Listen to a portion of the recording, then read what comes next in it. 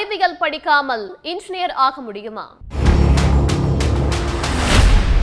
காலேஜ்ல இன்ஜினியரிங் படிக்க போறியா? மேக்ஸ் சயின்ஸ் குரூப் எடு. மெடிக்கல் படிக்க போறியா? மேக்ஸ் சயின்ஸ் இல்லனா பியூர் சயின்ஸ் குரூப் எடு அப்படின்னு 10ஆம் வகுப்பு தேர்ச்சி அடைந்து 11ஆம் வகுப்பு சேர இருக்கிற மாணவர்கள் கிட்ட பலரும் காலமா சொல்லி வர வார்த்தைகள்.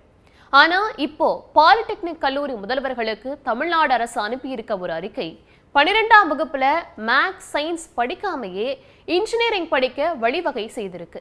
இதுல ஒரு ட்விஸ்ட் இருக்கு.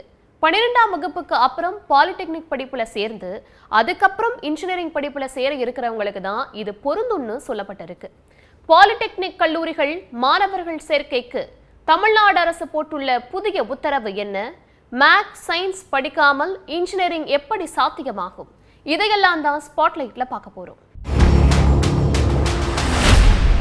பட்டய படிப்புகளை படிக்க பாலிடெக்னிக் கல்லூரியில சேர விரும்பும் மாணவர்களுக்கு குறைந்தபட்ச கல்வி தகுதியா 10ஆம் வகுப்பு இருந்து வருது. அதே மாதிரி 12ஆம் வகுப்பு படிச்ச மாணவர்களும் பாலிடெக்னிக்ல சேரலாம். மேக்ஸ் சயின்ஸ் படிக்காம இதர குரூப்புகள் படிச்ச மாணவர்கள் 1ஆம் ஆண்டுல இருந்தும், மேக்ஸ் சயின்ஸ் படிச்ச மாணவர்கள் நேரடியா 2ஆம் ஆண்டும் பாலிடெக்னிக்ல சேரலாம். ஆனா இப்போ அந்த விதியை தான் தமிழ்நாடு அரசு தளர்த்தி இருக்கு.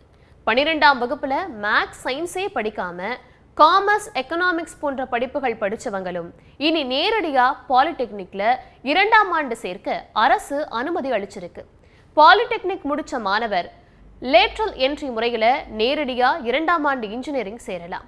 அரசோட இந்த முடிவுக்கு ஒரு சேர ஆதரவும் எதிர்ப்பும் கிளம்பி இருக்கு. பொறியியல் படிப்போட அடிப்படையே மேக்ஸும் சயின்ஸும் தான்.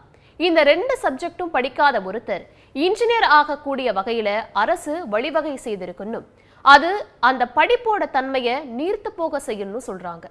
இன்ஜினியரிங்கோட அடிப்படை பாடங்கள் படிக்காம நேரடியா அந்த படிப்பை படிக்க வழிவகை ஏற்படுத்தி இருக்கிறது. தேசிய கல்விக் கொள்கையில இருக்கிற அம்சத்தை பாலிடெக்னிக் கல்லூரி மாணவர் சேர்க்கை விஷயத்துல செயல்படுத்தி இருக்குன்னு ஒரு விமர்சனம் முன்வைக்கிறாங்க. அரசின் முடிவை வரவேற்கும் சிலர் காமர்ஸ், எக்கனாமிக்ஸ் படிச்சுட்டு இன்ஜினியரிங் படிக்கணும்னு விருப்பப்படுற மாணவர்களோட கனவை நிறைவேற்றும்னு சொல்றாங்க. தமிழ்நாட்டில் பாலிடெக்னிக் படிப்புகளுக்கு இப்போ போதிய வரவேற்பு இல்லை. ஒரு காலத்துல நல்ல வரவேற்பு பெற்றிருந்த இந்த படிப்புகள் அந்த படிப்புக்கு ஏற்ற வேலை வாய்ப்பு குறைந்ததால இப்போ வரவேற்பும் குறைந்திருக்கு. இப்ப இருக்கிற பெரும்பாலான மாணவர்கள் 12ஆம் வகுப்பு முடிச்சுட்டு கலை அறிவியல் கல்லூரி, இன்ஜினியரிங் கல்லூரிகளை நோக்கி போறாங்க.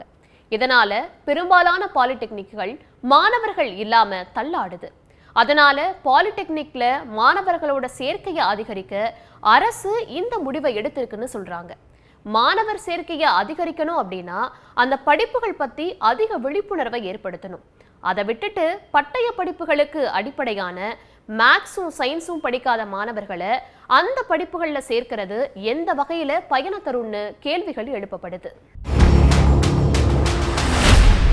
புதிய கல்விக் கொள்கையில தான் அறிவியல் பின்புலம் இல்லாத மாணவர்களும் பொறியியல் படிப்புகள்ல சேர முடியும்னு சொல்லப்பட்ட நிலையில அதை உறுதி செய்கிற விதமா தமிழ்நாடு அரசோட அறிவிப்பு இருக்கிறது. தமிழ்நாடு புதிய கல்விக் கொள்கையை ஏற்குதாங்கிற வாதத்துக்கு வழிவகுத்திருக்கு. ஆனா ஏற்கத்தக்க விஷயங்களை ஏற்கிறோம்னு ஏற்கனவே தமிழ்நாடு அரசு சொன்னது இது போன்ற விஷயங்கள்ல பொருந்தும்னு சொல்லப்படுது. இந்த தளர்வால பயன்பெற போற மாணவர்களோட எண்ணிக்கை மிக மிக குறைவுன்னு ஒரு பார்வை வைக்கப்பட்ட நிலையில கணிதம், அறிவியல் பாடங்களை மாணவர்கள் படிக்க ஏதாவது பிரிட்ஜ் கோர்ஸ் மாதிரியான நடைமுறை பின்பற்றப்படுமா?